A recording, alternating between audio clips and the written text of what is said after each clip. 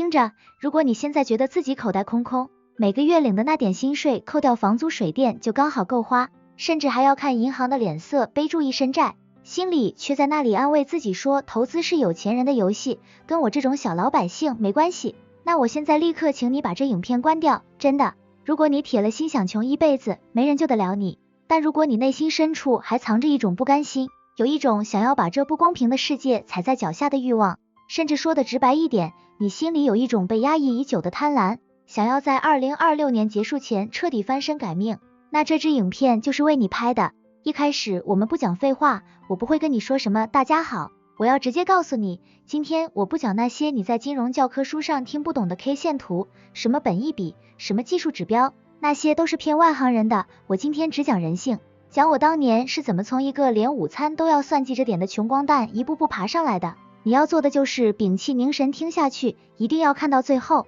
因为在影片结尾，我藏了一个关于2026年最暴利的私房操作，那个 bonus 是我平时只在收费的私密圈子里才会讲的东西，你今天错过绝对是这辈子最大的损失。我们先来聊聊人性这件事，大家都说贪婪是坏事，从小到大那些没钱的老师长辈都教我们要知足常乐，我跟你说那全是放屁，知足常乐这4个字根本就是那些顶层富人用来催眠穷人的安眠药，好让你们这群人乖乖在工位上打工，不要想着去分他们的蛋糕。我以前也深受其害，刚出社会的时候，我也觉得每个月领那点死薪水，省吃俭用把钱存进银行就是美德。但我告诉你一个让我记一辈子的真实故事，几年前的一个冬天，又湿又冷，我站在路边等那辆老式污点的公车，这时候一辆黑色的保时捷呼啸而过，溅起的高温水花差点弄脏了我那身为了面子买的廉价西装。我透过车窗隐约看到车里的人穿着质感极好的暖和大衣，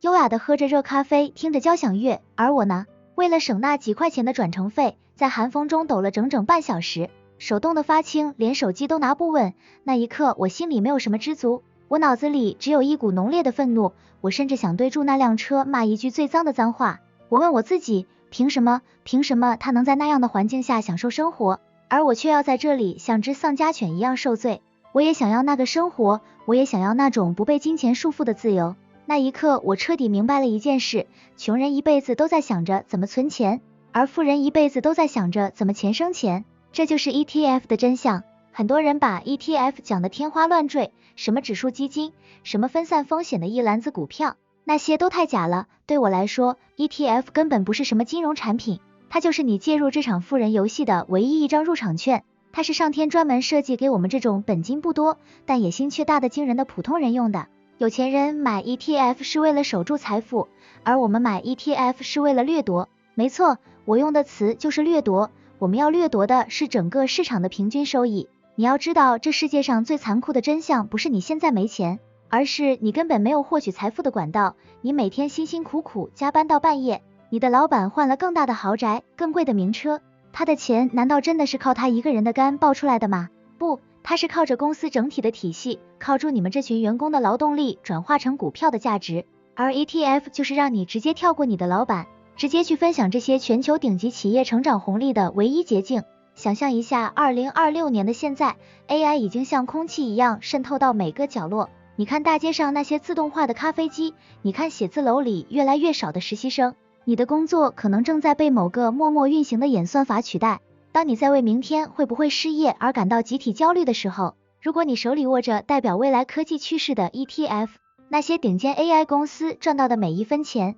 其实名义上都有你的一份。这就是我说的，你要学会利用人性的贪婪。那些矽谷的科技巨头，那些华尔街的大鳄，他们绝对比你更贪婪，他们没日没夜的在想着怎么垄断市场，怎么掏光全世界的钱，而你只需要聪明的坐在他们的船上，让这群全世界最聪明的脑袋帮你划船，这难道不比你每天去求那个抠门老板加那几百块薪水来得更爽，更有尊严吗？很多人嫌 ETF 涨得慢，那是因为你根本不懂什么叫复利的可怕力量，更不懂什么叫财富的时间差。我当年开始的时候也是从每个月省下的几千块开始投，但我每一笔投入都带着一种近乎偏执的报复性心态。我在心里告诉自己，今天我少喝一瓶饮料，少吃一顿大餐，我不是在省钱，我是在为我未来的自由买单。我把每一张投入 ETF 的钞票都想象成是一个帮我冲锋陷阵的士兵，我把他们送进这个全球金融的战场，去帮我俘虏更多的美金回来。这种心态上的彻底转变，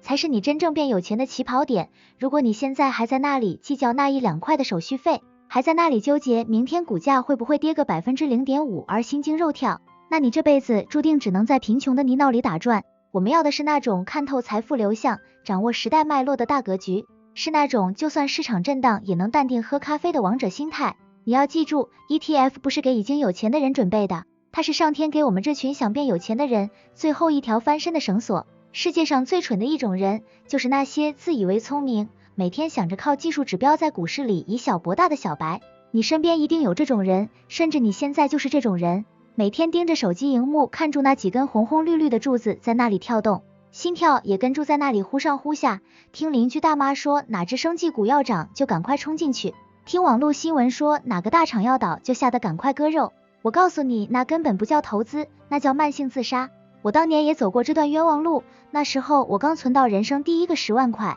总觉得自己天赋异禀，看了1-2本教人看技术指标的烂书，就以为自己能跟华尔街的金融大鳄斗法。结果呢，我买入的那只所谓潜力股，第2天就开始漫无边际的阴跌，我每天晚上睡不住觉，半夜3点尿尿都要爬起来看美股盘势，看住账户里血汗钱1分1秒在那里缩水，那种日子简直不是人过的。最后我亏掉了1大半的本金，换来的是家人的冷嘲热讽和自我的彻底崩溃。那时候我才在眼泪中彻底醒悟，我们这种普通人进去单打独斗就是送人头，因为你对面坐着的是拥有量子计算机和几百个精算师，随时能制造假消息的顶级投行，你凭什么赢？所以我要你现在就换个脑袋，不要去做那个坐在赌桌前瑟瑟发抖的赌徒，你要转过身去做那个在背后收钱的赌场庄家。ETF 的逻辑就是让你开赌场，你不需要去猜明天哪一个疯子赌客会赢钱，你只需要把这座现代金融的赌场盖起来，只要人类社会还在运转，只要有人还想消费，你这个庄家就是最后的赢家。现在是2026年，你看这世界变成了什么样子？大街上跑的很多都是自动驾驶的计程车，超商里几乎看不见收银员的身影，甚至是你在家点个汉堡，送到门口的都是嗡嗡作响的无人机。这一切科技的爆炸性进步，就是一个巨大的正在疯狂运作的赌场。你不需要去赌到底是特斯拉会笑到最后，还是哪家突然冒出来的新兴科技公司会成为黑马，你只需要买入科技类的 ETF， 就等于你买下了这整座高科技赌场的股份。只要这个社会还在追求效率，只要人类天性还是懒惰的，你就在源源不断的收割利润。这种贪婪才是真正聪明、真正高级的贪婪，因为你不是在跟运气搏斗，你是在跟人类文明进步的必然性站在一起。很多人问我2026年会不会有更惨的经济大崩溃，我告诉你，如果你心里还有这种恐惧，那就说明你还没看透财富的本质。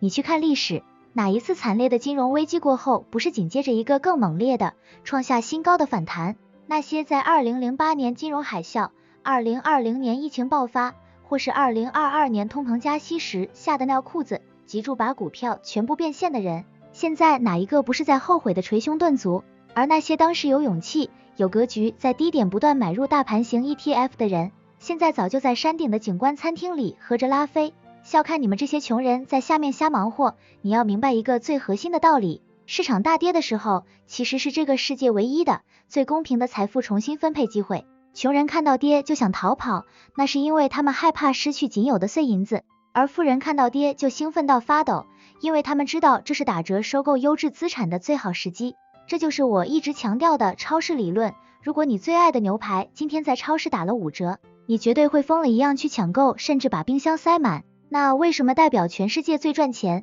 最有竞争力的公司股价打了5折，你却要哭着求人买走你手里的份额呢？这就是人性中最原始、最卑微的恐惧在作祟。你想变有钱，首先要学会的就是反人性。你要在别人心碎哭泣的时候露出贪婪的狂笑，在别人疯狂追涨的时候保持极致的冷静。现在是2026年，我观察到很多人开始对市场失去信心，觉得什么东西都贵得离谱，觉得自己的钱越来越不经花。这正是你该觉醒的时刻，因为当大多数人都看不懂机会在哪里，都在怨天尤人的时候，那才是真正大钱藏身的地方。你要把那笔我教你开的自由基金当成是你人生的救命稻草，每个月雷打不动的转账进去，不管外面的新闻媒体怎么唱衰，不管你身边那些穷酸同事怎么酸你，你就当做这笔钱是被你弄丢了，或者当做是买了20年后的一张通往财富自由的头等舱门票。现在多流一滴冷汗去学习布局，以后你就能少流一滴贫穷的眼泪。这种钢铁般的心理建设比你学任何技术分析都要重要100倍。接下来我们要讲点钱货了，既然你已经决定不再当个可怜的赌徒，那我们就来聊聊怎么布置你的这座财富赌场。很多人问我，老师，现在2026年市场这么乱，一下说 AI 过热，一下说降息周期到了，我到底该怎么买？我告诉你，你要有一套我研究出来的睡得住投资组合，我把它称为米饭加辣椒酱策略。你想象一下，如果你每天只吃辣椒酱，你第一天会觉得很刺激很爽，但第3天你就会拉肚子，拉到虚脱，甚至胃穿孔。这就是那些把全副身家都拿去买虚拟货币或单一科技股的人的下场。但如果你每天只吃白米饭，虽然饿不死，但你这辈子可能都感觉不到什么人生的高潮，更别提要在2026年这种大通膨时代翻身了。所以你的资产配置必须像吃一顿饱饭一样，要有70%的米饭和30%的辣椒酱。这70%的米饭就是我说的核心部位，你要去买那些追踪全球大盘或者标普500类型的 ETF。这部分的逻辑是什么？这部分是让你跟住人类文明的脚步走。只要2026年的人类还想活得更好，只要大公司还在剥削小公司赚钱，你的这份米饭就会随着时间越来越香，越嚼越甜。这部分钱你买入之后，就要把它当成死钱，打死都不能动，这是你这辈子最后的堡垒，是你以后不管是老了生病还是想要提早退休的保命钱。而剩下那30%的辣椒酱，就是用来满足你内心深处那份不安分的贪婪的。这部分的钱你要精准的投在2026年最具爆发力的赛道上。现在我告诉你，2026年最强的辣椒酱是什么？第一，绝对是 AI 基础设施与人形机器人产业。你不要看现在 AI 好像已经很普及了，我告诉你，真正的商用化才刚刚开始。现在的 AI 就像是2000年初期的网络，大家都在观望，但只有我们知道，那些掌握了算力和伺服器架构的龙头 ETF 才是真正的提款机。第二就是抗衰老与精准医疗。2026年全球正式步入超高龄化社会，这世界上最有钱的那群老家伙最怕什么？他们不怕没钱，他们最怕死，所以钱会疯狂的流向那些研发长寿技术、抗癌标靶药物的医药 ETF， 这是在赚全世界有钱人的买命钱，你跟住这股钱流走，想不发财都难。第三个就是我提到的降息周期下的新兴市场。当2026年利率开始松动，那些憋了很久的大资本会像饿虎扑食一样冲向东南亚、印度这些充满欲望和年轻劳动力的地方。你配置一点这类型的 ETF， 就是让那几亿个想翻身的年轻人帮你打工，这就是阶级跨越的捷径。很多人会说，那我现在一次性买进去吗？我告诉你，如果你现在手里有一大笔钱，千万不要一次冲进去，因为2026年的市场波动会比你想象中更剧烈。你要学会分批进场，就像你在喂鱼一样，一次撒一点，让自己的心态始终保持在一个舒服的位置。我以前就有个朋友，在2026年初看好 AI， 一口气砸了所有积蓄，结果遇到1个月的小调整，他吓得在最低点割肉离场，结果2个月后涨了 50%， 他哭都没眼泪。这就是没有策略的下场。你要记住，财富不是靠你的勇气赢来的，而是靠你的耐心和策略守出来的。你要享受那种看住账户里份额慢慢变多，看住复利之神在你耳边低语的快感。你要有一种变态的自律，每个月领到薪水的第一件事，不是去买那双昂贵的运动鞋，也不是去吃那顿网红餐厅，而是先喂饱你那几只帮你赚钱的 ETF 士兵。当你看到2026年的股息分红第一次打进你账户的时候，你就会明白，这种不用流汗就能拿到的钱，才是世界上最香的钱。我们现在要进入一个最关键，也是最少人愿意讲真话的环节，那就是如何收割。在2026年这场疯狂的财富游戏中，如果你只学会了怎么买、怎么报，那你就只学会了一半，甚至可以说你只是在帮别人看守财产。我见过太多人在股市里曾经账面富贵，曾经身价翻倍，但最后却因为一个字而被打回原形，那个字就是贪婪。不是我说的那种聪明的贪婪，而是那种失去了理智，想要赢走最后1分钱的愚蠢贪婪。你要知道，会买的是徒弟，会卖的才是真正受过洗礼的师傅。我以前经历过最惨烈的一仗，是在几年前的一个牛市末端，那时候我手里的资产翻了整整3倍，身边的朋友都把我当成神，我自己也飘了。我开始看更贵的房子，开始幻想着我能靠这笔钱这辈子再也不用工作。当时市场已经出现了明显的过热讯号，连路边卖菜的阿姨都在讨论哪只科技股会涨到天上去，但我心里那个魔鬼告诉我，再等等，等它再涨20%，我就全卖掉。结果市场在一个稀松平常的礼拜二毫无征兆的崩盘了，短短2周我的获利就缩水了一大半。我当时舍不得卖，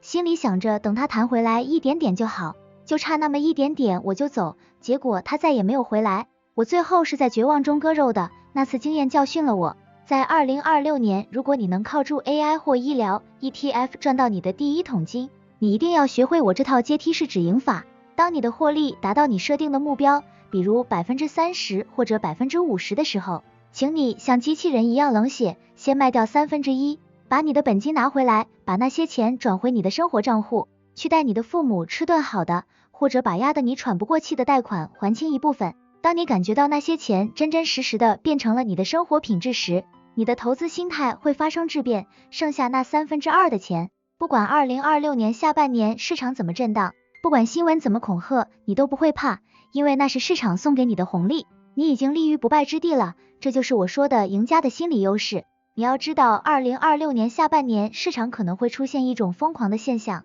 就是当降息落地到一定程度，资金会像失控的野马一样把股价推到一个完全不合理的境界，这时候你身边那些平时最保守的人都会开始眼红，甚至会有人抵押房子冲进去。当你看到这种全民疯狂的景象时，请你一定要想起我今天跟你说的话，那不是机会，那是死神在割韭菜之前的磨刀声。你要反向操作，把你的辣椒酱部位慢慢缩小，把获利转到那些更稳定的高股息 ETF 或者是美债 ETF 里面，这不叫胆小，这叫守护你的战果。你要记住，财富不是看你跑得有多快，而是看你能留住多少。我看过太多暴发户在1年内赚到几千万，然后在第2年因为一次错误的加杠杆或者报复性消费而彻底破产。我不希望你是那种人，我希望你透过 ETF 建立的是一套可以持续一辈子的提款系统。到了2026年底，当大家都在讨论今年赚了多少钱的时候，你应该已经完成了资产的重新配置，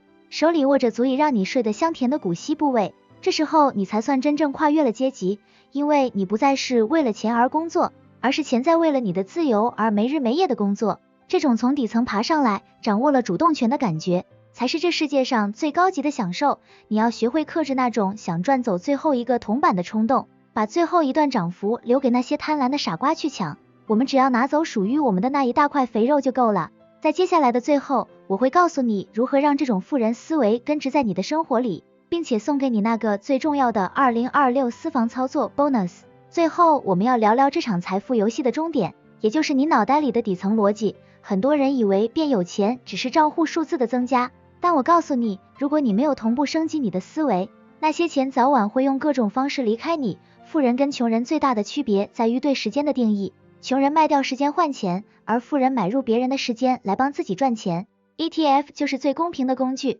让你依次买下全世界最聪明的执行长、最努力的工程师、最顶尖的销售员，他们所有人的时间。当你拥有了这种觉悟，你就不会再为了每天一点点的波动而焦虑，因为你买入的是一个文明的成长。现在我要给你这部影片最核心的惊喜，也就是我一直提到的2026年私房操作 bonus。 既然你已经跟我一起走到了最后，这是我送给你最实用的财富礼包。在2026年这个节点，除了我前面提到的米饭与辣椒酱配置，我私下最看好的一个翻身加速器其实是高频宽记忆体与能源基础设施的交叉板块。为什么我会这样说？因为到了2026年，大家都在炒作 AI 的模型有多聪明，但很少人意识到 AI 是需要消耗天文数字般的电力和硬体频宽的。这就是所谓的卖水人理论。当全人类都在疯狂挖 AI 这座金矿的时候，那个卖铲子、卖水、提供电力和存储空间的人才是稳赚不赔的。所以我会拨出10%的资金去配置专门追踪全球半导体硬体与绿能电力系统的专项 ETF， 这就是我2026年的致富密码。讲到这里，我必须很认真的跟你交底，虽然我刚才讲的热血沸腾，也把2026年的财富地图彻底画给你看了，但我必须很诚实的提醒你，我不是你的财富顾问，这一切内容只是我个人用真金白银换来的经验分享，纯属个人意见。投资这件事没有绝对，市场永远存在风险，它可能让你翻身，也可能让你经历一段痛苦的套牢期。你一定要用自己的脑袋去评估，用自己的手去按买入键。并为自己的钱负100%的责任。如果你连这点风险都不敢承担，如果你还想找人为你的亏损负责，那你真的还是把钱存银行，安安稳稳的看住它被通货膨胀一点一滴吃掉，那是你自己的选择。听完这整整一段对话，你觉得自己是那种敢于利用人性贪婪去翻身的人，还是觉得这一切太冒险，宁愿继续现在这种一眼望得到头的生活？请你在评论区留言告诉我，如果你现在手里有10万块，你敢按照我说的米饭加辣椒酱去配置吗？还是你依然觉得存钱才是王道？每一条留言我都会仔细看，如果你有任何卡关的地方，我也会尽量回复你。如果你觉得这段内容真的点醒了你，让你对2026年充满了期待，请现在立刻帮我按赞、订阅，并把这段话分享给你最想一起变有钱的那个兄弟或闺蜜。你的每一个关注和分享都是对我这份心血最大的支持，也是对你自己未来的一种投资。财富自由的路其实很宽，但走的人很少，因为大多数人都倒在了起跑线上的怀疑里。我希望2026年我们都能在成功的彼岸握手庆祝，到那时候你再回头看今天的决定，你会感谢这个敢于做出改变的自己。不要再等待明天了，现在就去转你的第一笔自由基金。我在成功的顶峰等你，这里是赚钱角度，我们下期视频不见不散，拜拜。